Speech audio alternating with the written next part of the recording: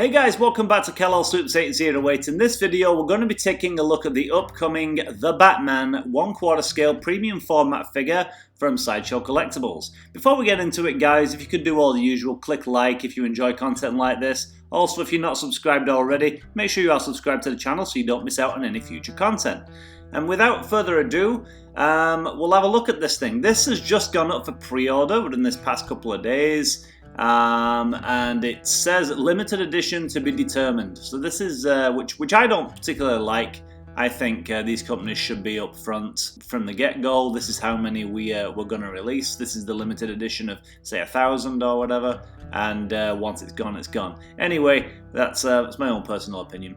But this is the Robert Pattinson The Batman on a bike.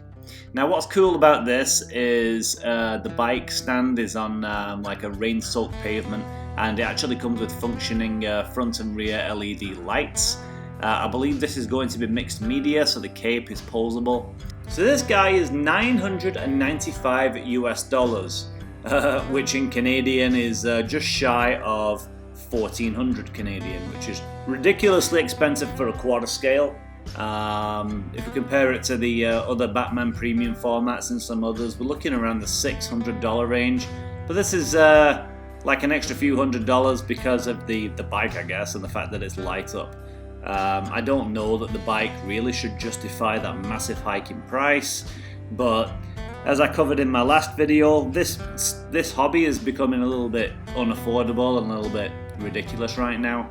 Prices are just like rocketing everywhere.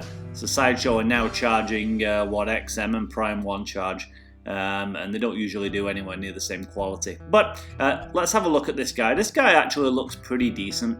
So this is going to measure 19 inches tall and 22 inches wide. So that's the length of the bike there. And he's balanced with 1 foot on a rain-soaked black pavement. And he's about to dismount his motorcycle, which, like I said, features functioning head and tail lights. So the Sideshow website says that this guy is expected to ship November 2023 to February 2024. It doesn't say what it's made of, but I would imagine it's polystone. It just says mixed media because obviously that cape looks like it's fabric there and it's posable. You can see that there's wire, you know, on the edges of the cape, so you can like pose it however you want. And if we just pause on this bit, you can see the nice detail on the tyres of the bike, the suspension, the seat, and also the lovely details on his gauntlets. He's got his baton, he's got like his smoke grenade, his grapple gun, all kinds of gadgetry on his back belt. It's looking good. I love how the armor's all kind of scratched up there, like he's been in a battle or two. But the most important thing, as we all know with any of these movie likeness statues, is just that, the likeness, as in the facial portrait. Now, Sideshow are not usually known for doing good, you know, movie-accurate, real-life human portraits. But this one looks good. I mean, yeah, half the face is kind of hidden by the cowl, which is the beauty of these Batman pieces. You can get away with a little bit more. But I think they've actually done a really good job of Robert Pattinson's likeness there, like his lower jaw, his mouth, his little 5 o'clock shadow there, and the eyes look quite good actually, quite realistic. I mean, this is a prototype piece, but if the production piece comes out anywhere near, and you know, there's some nice glassiness and depth in the eyes like that, and they do a good job of that 5 o'clock shadow. I'm not too confident about that, but I would hope they do. I hope they produce something close to this proto. But if they do, well done. Like this is looking pretty good for a Robert Pattinson The Batman piece. And just as a sidebar here, talking about Robert Pattinson's face, one thing about the movie I really did appreciate is how they showed him with the dark eye makeup around his eyes when he removed the cowl. One thing that always used to drive me wild about the old Batman movies, even with Ben Affleck and with Michael Keaton back in the day, when the cowl was removed, the eye makeup magically disappeared, which is a huge, stupid, pointless continuity error, I think. And we'll just take this from Batman Returns. See, eye makeup? And then he's about to unmask, and then no eye makeup. Brilliant. Like, so stupid, such a weird continuity error.